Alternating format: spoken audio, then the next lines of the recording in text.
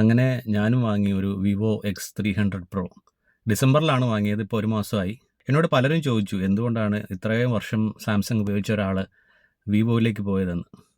അപ്പോൾ അതിൻ്റേതായിട്ടുള്ള കാര്യങ്ങളുണ്ട്. ശരിക്കും ഒന്നല്ല, ഒരുപാട് കാര്യങ്ങളുണ്ട് കേട്ടോ ഈ ഫോണിനെ ഇഷ്ടപ്പെടാനുള്ള കാരണം. ഞാൻ ഒരുപാട് യാത്രകൾ ചെയ്യുന്ന ഒരാളാണ്. യാത്രകളിൽ നമ്മൾ കാണുന്ന പല ഫ്രെയിമുകളും നല്ലൊരു ക്യാമറ കിട്ടിയിരുന്നെങ്കിൽ എന്നാഗ്രഹിച്ചു പോവും. മൊബൈലുകളിൽ നമുക്ക് ഫോട്ടോ ഒക്കെ എടുക്കാൻ പറ്റുമെങ്കിലും പ്രൊഫഷണൽ ക്യാമറയുടെ ക്വാളിറ്റി ഒന്ന് വേറെ തന്നെയാണ്. ശരിയല്ലേ? അല്ലെങ്കിൽ അത്രയും ക്വാളിറ്റി ഉള്ള ക്യാമറ ഉള്ള ഒരു മൊബൈൽ ഫോൺ ആവശ്യമാണ്. ഇതിന് മുന്നേ ഉപയോഗിച്ചുകൊണ്ടിരുന്നത് സാംസങ് S23 ആയിരുന്നു. വളരെ നല്ല ക്യാമറ, നല്ല ഫോട്ടോസ്, നല്ല വീഡിയോ ഒക്കെ കിട്ടിയിരുന്നു. പക്ഷേ പ്രധാനപ്പെട്ട പ്രശ്നം ബാറ്ററി ബാക്കപ്പ് തന്നെയായിരുന്നു. പെട്ടെന്ന് ബാറ്ററി ചാർജ് തീരും. എന്തോ ഭാഗ്യത്തിന് ഗ്രീൻ ലൈൻ വന്നിട്ടില്ല. എന്നാലും അടുത്ത അപ്ഡേറ്റിന് ഗ്രീൻ ലൈൻ വരുമോ എന്നുള്ള പേടിയും ഉണ്ടായിരുന്നു. എന്നിരുന്നാലും സാംസങ് S26 ഇറങ്ങുന്നുണ്ടല്ലോ. സാംസങ്ങിനോടുള്ള ഇഷ്ടം കൊണ്ട് അതിറങ്ങുമ്പോൾ എടുക്കാമെന്ന് കരുതിയിരിക്കുകയായിരുന്നു. അപ്പോഴാണ് അറിഞ്ഞത് S26ലും ബാറ്ററിക്ക് വലിയ അപ്ഗ്രേഡ് ഉണ്ടാവില്ല എന്ന്.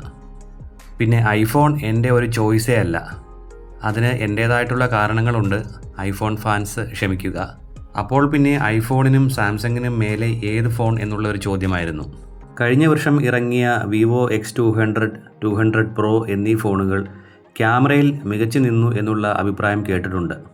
2025 ഡിസംബറിൽ X300 സീരീസ് ഇറങ്ങുന്നുണ്ട് എന്നും കേട്ടു.